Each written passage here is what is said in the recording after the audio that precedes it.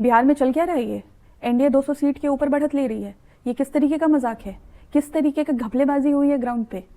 पूरा का पूरा सिस्टम करप्ट है, अंदर से खोखला है। ये सब सुनने मिलेगा आपको, पर ये बात समझो, ये कोई अनप्रेसिडेंटेड नहीं है। 2010 में भी 206 सीट एनडीए को मिली है, और ये जो आप देख रहे हो ना, this is result of pro incumbency. ये जो माहौल बना हुआ था ना, एंटी इनकम्बेंसी है।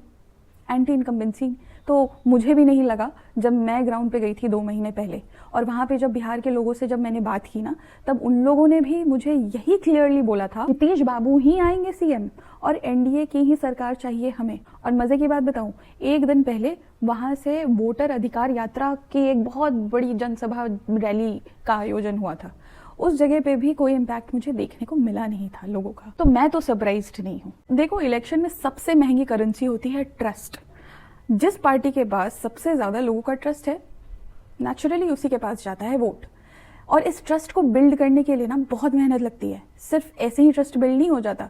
कुछ भी आपके दिमाग में कोई एक रैंडम थॉट आया और उसके ऊपर आपने मुद्दा बना दिया और बस उसी पे आप इलेक्शन जीत जाओगे, ऐसा नहीं होता है। आपको आपके प्रॉमिस, आपके गवर्नेंस और आपके डिलीवरी में ना सिनर्जी लानी पड़ती है। और ये जो रिजल्ट है ना, ये क्लियरली बता रहा है कि पूरे बिहार में एनडीए सरकार ने जो कहा उसको वो करके दिखा पाए हैं।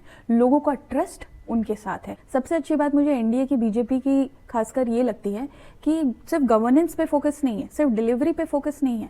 फोकस पार्टी को भी मजबूत रखने में है, उसके इंफ्रास्ट्रक्चर को भी मजबूत रखा जाए, ताकि जो काडर बेस है वो अच्छी तरीके से काम कर सके। वो उस तरीके का डिसिप्लिन जो है ना, वो तभी आ पाता है जब आपके लीडरशिप से नीचे ट्रिकल डाउन कर रहा हो। और ऑपोजिशन के पास तो क्या, जब कोई सरकार इतने साल रह जाए कोई भी पार्टी सरकार में, तो ऑपोजिशन के पास तो मुद्दे ही मुद्दे होते हैं। और ये क्या मुद्दे लेकर आ रहे हैं? एसआईआर, इसी को टारगेट कर रहे हैं। आपके पास मुद्दे नहीं है क्या?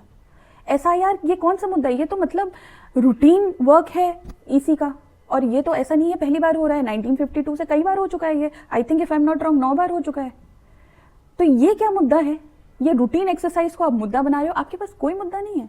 नीचे आपका कार्डर अच्छे से काम कर नहीं रहा है, साथ में जुड़े हुए नहीं है। फिर जब आप हार जाते हो तो फिर आप ये कहते हो कि ये मुद्दा सिर्फ इलेक्शन और वोटिंग तक नहीं रह गया, ये तो डेमोक्रेसी पे अटैक है। क्यों? तेलंगाना में जब आप जीते थे तब आपकी डेमोक्रेसी पे अटैक नहीं हो रहा था, तब ईसी गलत नहीं था।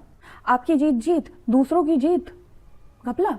और इस बात से तो ये प्रूफ हो गया कि बिहार की जनता ट्रांजैक्शनल नहीं है, एस्पिरेशनल है। और उन्हें डेवलपमेंट के मुद्दों पर साथ में आके सबने वोट किया है, ना कि जाति में बट के। तो अब ये दोबारा मत कहना कि बिहार के लोग तो जाति के बेसिस पे वोट देते हैं।